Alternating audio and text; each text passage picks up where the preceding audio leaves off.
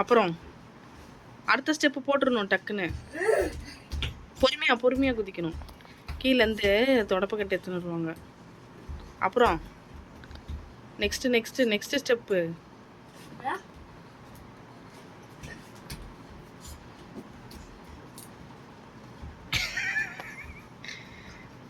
அப்புறம்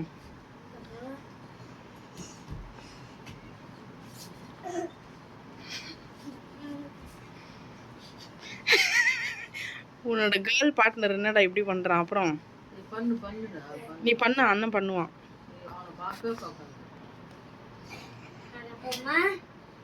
மேலே சுற்றணும், கையில வச்சு சுற்றணும். அப்போ அந்த பானை அப்படியே பிடிச்சிட்டு நெஞ்சு பிடிச்சி போய் குத்தணும்.